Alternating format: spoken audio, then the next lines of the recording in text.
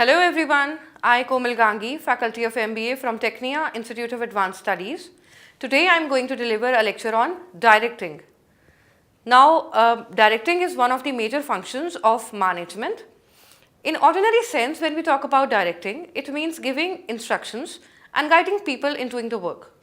In our daily life, we come across many situations, like a hotel owner directing his employees to complete certain activities for organizing a function, a teacher directing his students to complete an assignment, a film director directing the artists about how they should act in the film, etc. In all these situations, we can observe that directing is done to achieve some predetermined objective. Now, when we talk about directing in the context of management of an organization, directing refers to the process of instructing, guiding, counseling, motivating, and leading people in the organization to achieve its objectives.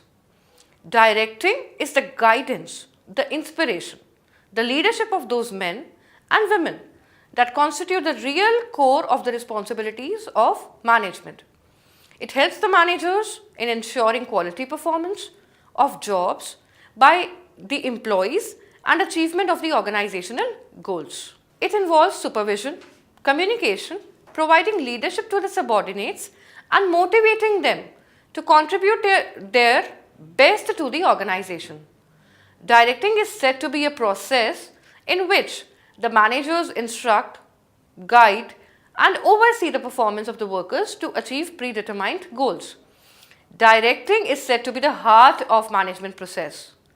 Planning, organizing, staffing have got no importance if directing function does not take place. Directing initiates action, and it is from here that the actual work starts. In simple words, it can be described as providing guidance to workers in doing work. Now, in the field of management, directing is said to be all those activities which are designed to encourage the subordinates to work effectively and efficiently. According to one of the scholars, that is Human, directing consists of process or technique by which instruction can be issued and operations can be carried out as originally planned. Therefore, directing is the function of guiding, inspiring, overseeing and instructing people towards the accomplishment of organizational goals. Directing is an important function of management which involves communicating, providing leadership to the subordinates, motivating them to contribute to the best of their capability for the achievement of organizational objectives. It starts with issuing orders and instructions to subordinates and ends with getting things done by satisfaction of various needs of the subordinates.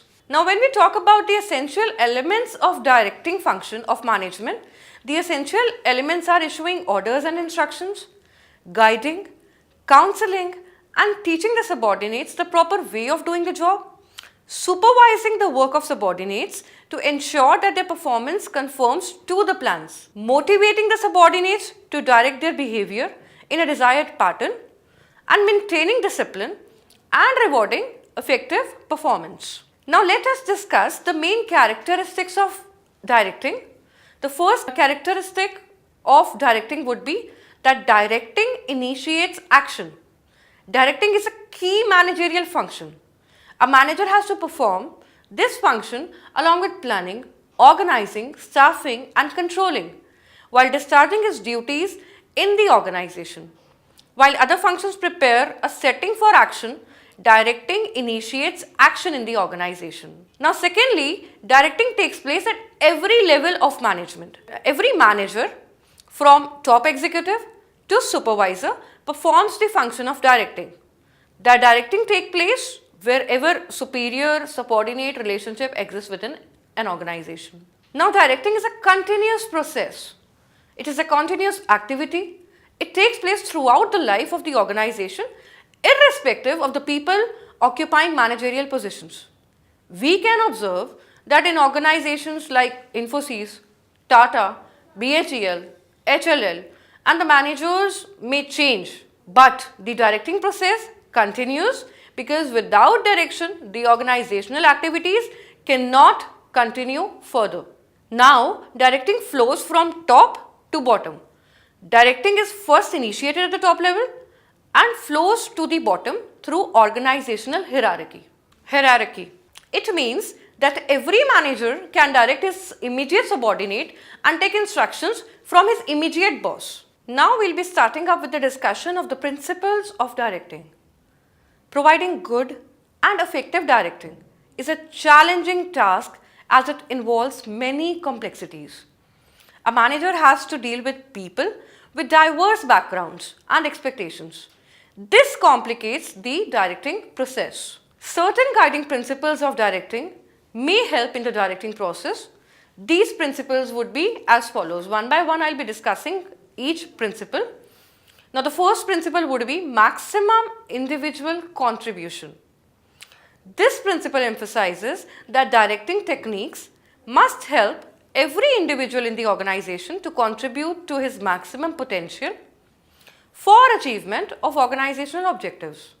It should bring out untapped energies of employees for the efficiency of organization.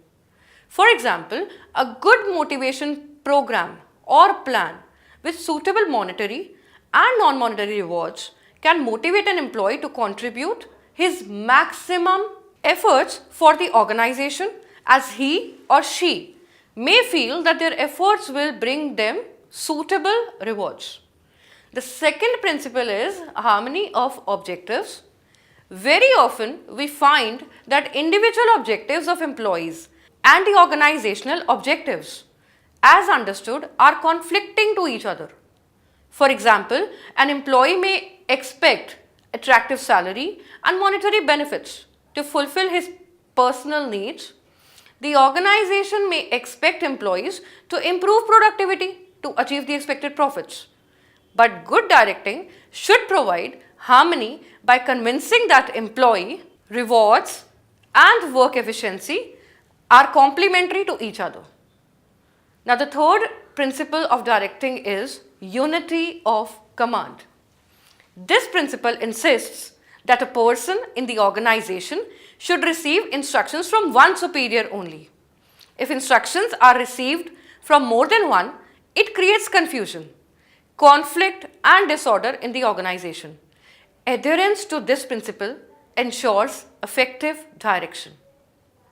The next principle of directing is appropriateness of directing technique. According to this principle, appropriate motivational and leadership technique should be used while directing the people based on subordinate needs, capabilities and attitudes and other situational variables. For example, for some people, money can act as a powerful motivator, while for others, promotion may act as an effective motivator. So this varies from individual employee to the other. Now the next principle is managerial communication. Effective managerial communication across all the levels within the organization makes direction effective. Directing should convey clear instructions to create total understanding to subordinates. Through proper feedback, the manager should ensure that subordinate understands his instructions very clearly. Now the next principle is use of informal organization. A manager should realize that informal groups or organizations exist within every formal organization. He should spot and make use of such organizations for effective directing. The next principle is leadership. While directing the subordinates, managers should exercise good leadership, as it can influence the subordinates positively without causing dissatisfaction among them. The next is your follow through. Merely giving an order is not sufficient. Managers should follow it by reviewing continuously whether orders are being implemented accordingly or any problems are being encountered. And if necessary, suitable modifications should be made in the direction. Now, if these principles are followed in an organization in a proper manner, the organizational task would be completed effectively and efficiently. So this was all about the principles of direction. Let me discuss in brief with you the process of how direction works. First of all, we begin with anticipating the willingness or response of the subordinate to the directing effort.